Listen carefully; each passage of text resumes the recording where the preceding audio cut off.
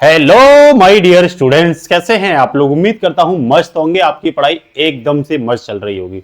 जैसा कि पता है, डेली करंट अफेयर्स में हम आपको एक से एक शानदार करंट अफेयर्स के मुद्दों पर बात करते हैं, जिसमें इकोनॉमिक्स, पॉलिटी, एनवायरमेंट, आईआर जिसे इंटरनेशनल रिलेशनशिप कहते हैं, साथ साथ स्टैटिक जीके के बहुत ही महत्वपूर्ण मुद्दे लेके आते हैं जो आपके एग्जाम के पॉइंट ऑफ व्यू से बेहद इंपोर्टेंट होते हैं। आज 19 अप्रैल को हम आपको पढ़ाने वाले हैं पिछले वर्षों के पीवाईक्यू पैटर्न पर आधारित भी एमसीक्यू फॉर्म में लेके आएंगे कुछ क्वेश्चन, साथ ही साथ स्टैटिक समावेश करेंगे। तो बिना कुछ टाइम वेस्ट किए हुए आ जाइए फटाफट से भाई, स्टार्ट करते हैं। पहला क्वेश्चन आपके सामने है। हाल ही में भारतीय सेना ने भारी बर्फबारी और भूस्खलन में फंसे पर्यटकों को निकालने के लिए ऑपरेशन हिम सेतु, ये याद रखना कौन सा ऑपरेशन हिम सेतु किस राज्य में शुरू किया गया। आप ये देख रहे होंगे, जो हिमस्खलन में फंस गए थे, देखो उनको निकाल रहे, सैनिक नहीं निकाल रहे। तो ये चलाया गया था भाई उत्तराखंड, सिक्किम, हिमाचल प्रदेश या अरुणाचल प्रदेश। तो आप लोग सीधा निशान लगाना हिमाचल प्रदेश के लिए। कहां लगाओगे? हिमाचल प्रदेश के लिए सीधा निशान लगाओगे। साथ ही साथ आप देख रहे होंगे, कह रहा भारतीय सेना के त्रिशक्ति कोर, किसने, इसे भी याद रखना, त्रिशक्ति कोर और बीआरओ ने मिलकर उत्तरी सिक्किम, जहां लाचेन और चुंगथांग मार गए, इसे याद पूछ लेगा किस राज्य में चुंगथांग मार गया, लाचेन में यह ऑपरेशन चलाया था। कह रहा सिक्किम 1975 में 36वें संविधान संशोधन के तहत भारत का 22वां राज्य बना था, याद रखना। बीआरओ मतलब बॉर्डर रोड ऑर्गेनाइजेशन है, 1960 में बना था। ये बॉर्डर के आसपास के सड़क मार्ग को क्या करता है, तैयार करता है। बीआरओ आप देख रहे होंगे, और ये सिक्किम का क्या है, आपके सामने मैप दे रखा है, ठीक है ना। इसी के साथ नेक्स्ट क्वेश्चन है भारतीय राज्य व्यवस्था का। कह रहा स्वतंत्रता के बाद पहली बार भारतीय संविधान का सिंधी भाषा संस्करण देवनागरी लिपि में किसके द्वारा लॉन्च किया गया? द्रौपदी मुर्मू के द्वारा, नरेंद्र मोदी के द्वारा, सीपी राधाकृष्ण या अमित शाह के द्वारा? तो आप लोग याद रखना, उपराष्ट्रपति इस समय कौन है? आप लोग बताओगे ये उपराष्ट्रपति किस नंबर के हैं, किस नंबर के उपराष्ट्रपति बने हैं? कमेंट में आप लोगों को इसका जवाब देना है। सीपी राधाकृष्ण ने क्या किया है, अभी लॉन्च किया है, जैसा कि आप लोग देख रहे होंगे। सिंधी भाषा दिवस के अवसर पर कानून और न्याय मंत्रालय के सहयोग से किया गया है। ये देवनागरी और फारसी दोनों लिपियों में उपलब्ध है, ध्यान रखना। सिंधी भाषा को आप सबको पता है 21वें संविधान संशोधन, ये पहली संविधान संशोधन भाषा है, ये ध्यान रख लेना आप लोग, ठीक है ना। कह रहा 8वीं अनुसूची में शामिल किया गया था। मुख्य रूप से वर्तमान में मूल भाषा 14 थी, और आज जो भाषाएं हैं वो कितनी है भैया? तो आज भाषाएं हैं 22, ठीक है ना। अलग अलग भाषाएं आपके सामने दे रखी है कि संविधान संशोधन के तहत हमने कौन सी भाषा ऐड की थी। सीधा सीधा आप लोग बोलोगे 21वें संविधान संशोधन में सिंधी को हमने अपने संविधान में शामिल किया। 71वें संविधान संशोधन में कोंकणी, मणिपुरी, नेपाली को शामिल किया, जिसे कह सकते हो मन को, इसे कह सकते हो बीडीएमएस। 92वां संविधान संशोधन में ऐड की गई थी बोडो, डोगरी, मैथिली और संथाली, ठीक है।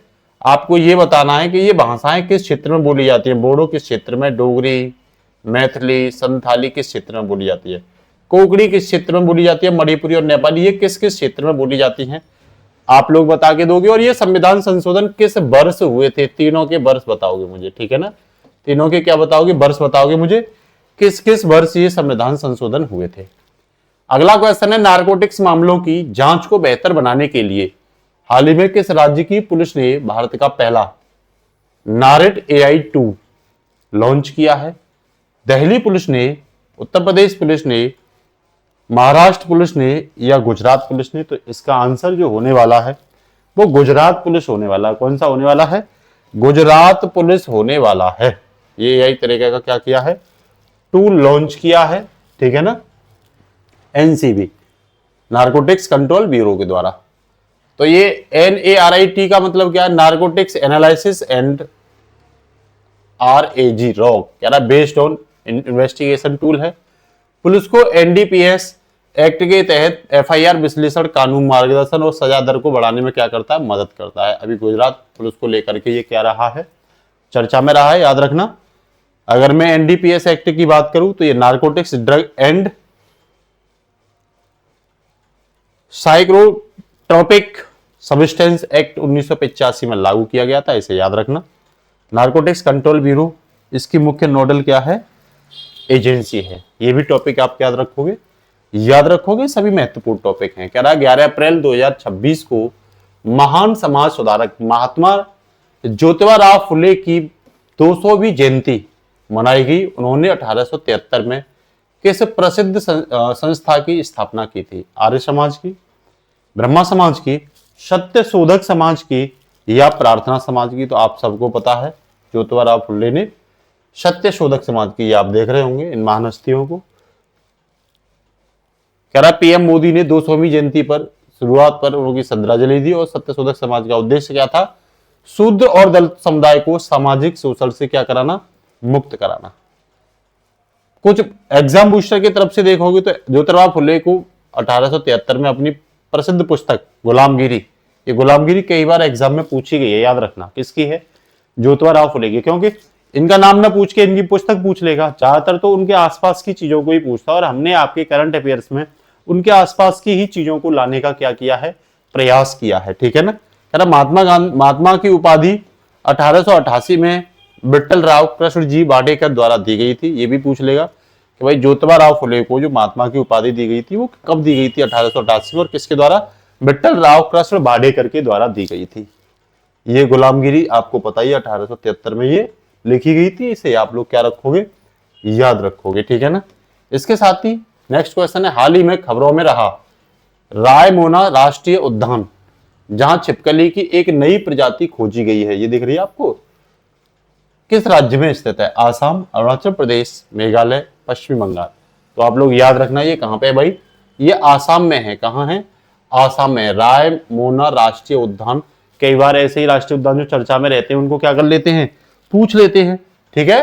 तो कह रहा असम के कोकराझार जिले में स्थित रायमोना नेशनल पार्क के पास एक नई प्रजाति की छिपकली, ठीक है ना, खोजी गई है, जिसका नाम क्या है, तो इसका नाम है क्राइटो और डेक्टिलस रेमोनेसिस, ठीक है ना, इसका नाम है।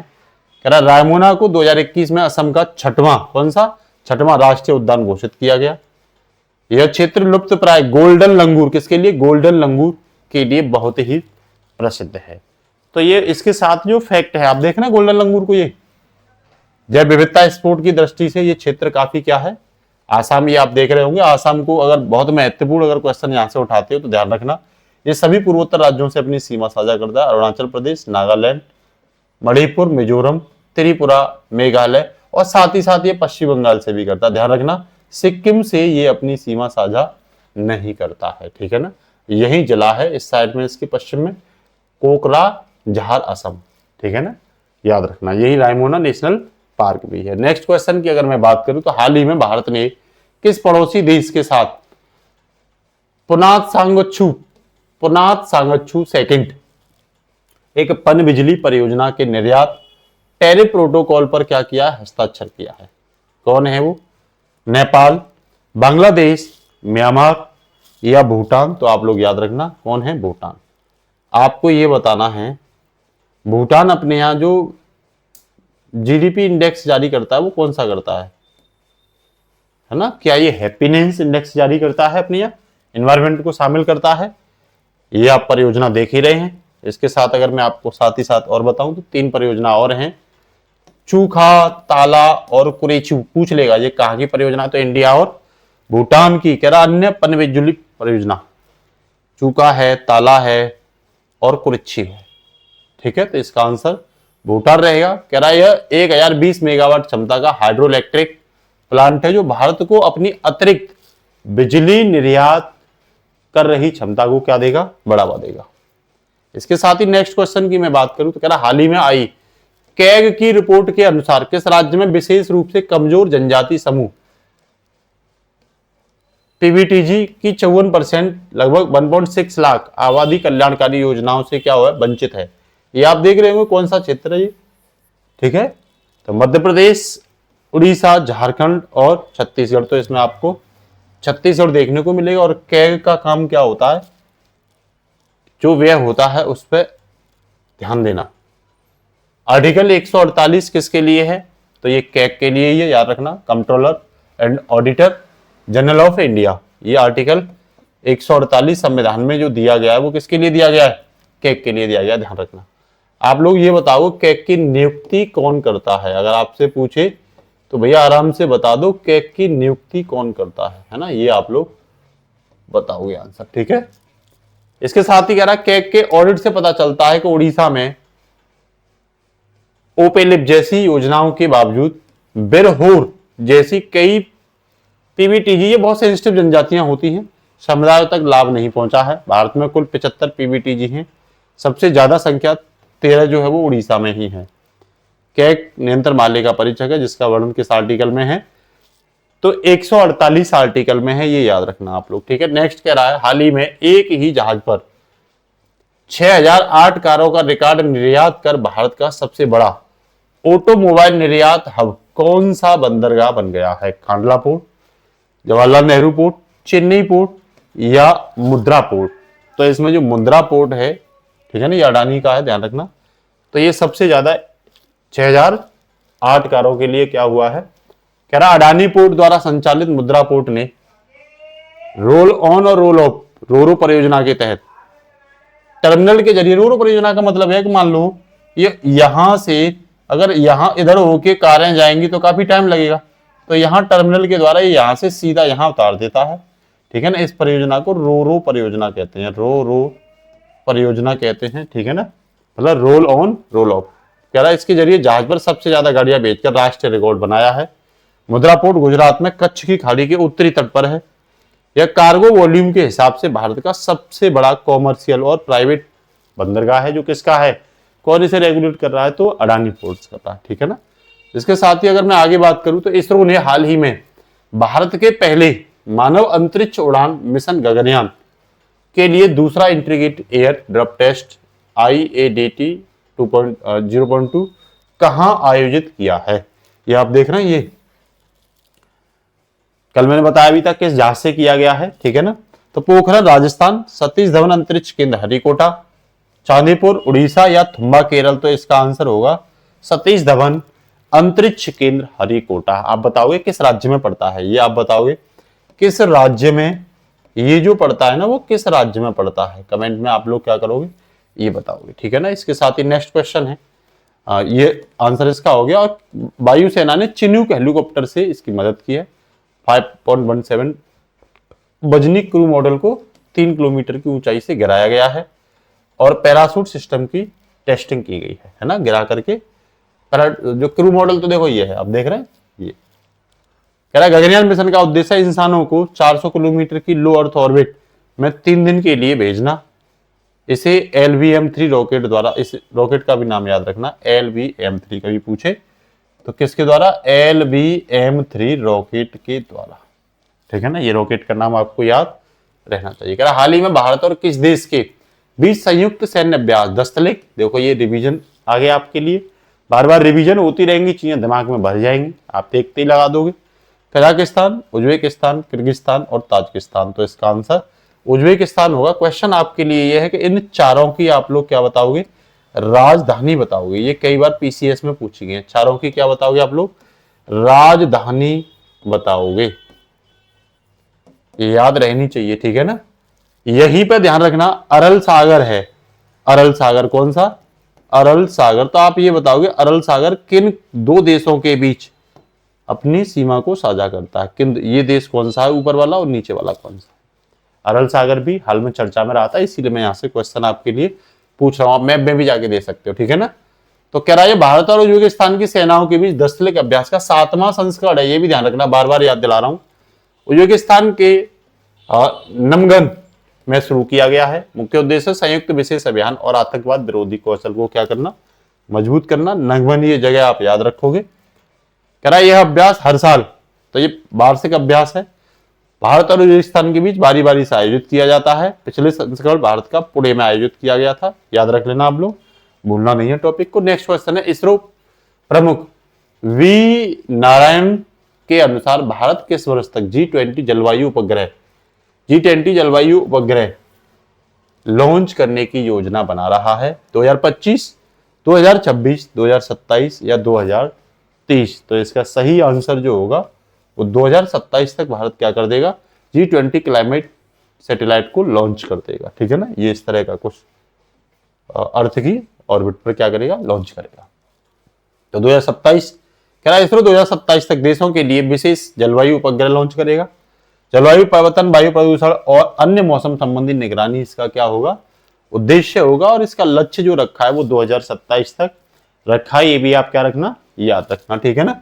साथ ही अगर मैं बात करूं तो कह रहा है इसरो ने 2040 तक चंद्रमा पर अपना पहला मानव मिशन भेजने का बड़ा लक्ष्य क्या रखा है कि भाई हम 2040 तक कुछ भी करें मानव को पहुंचा देंगे। किसको पहुंचा देंगे, मानव को चंद्रमा पर पहुंचा देंगे। ये अपने आप में बहुत बड़ा टारगेट है। ठीक है ना। हाल ही में भारत सरकार ने किसी 3 साल के कार्यकाल के लिए SEBI security exchange board of India का नया अध्यक्ष नियुक्त किया है। और ये सेबी जो है ना वो शेयर मार्केट को क्या करती है, शेयर बाजार को रेगुलेट करती है। क्या करती है, शेयर बाजार को रेगुलेट करती है। तो सबको पता है तो हिंदकांत पांडे को बनाया गया है। ठीक है। अब ये किसकी जगह बने हैं, इसमें से पहले कौन थे, ये किसकी जगह बने हैं, ये लोग आप कमेंट में बताओगे। ठीक है ना। तो हिंदकांत पांडे जो है वो किसकी जगह बने हैं। कह रहा सरकार ने पूर्व वित्त सचिव तुहिनकांत पांडे का भारतीय प्रतिभूति और विनियमन बोर्ड का नया प्रमुख बनाया है। सेबी की स्थापना की बात करूं तो 1988 में, 1992 में इसे वैधानिक मान्यता मिली थी। और इसका हेडक्वार्टर कहाँ है, मुंबई में है।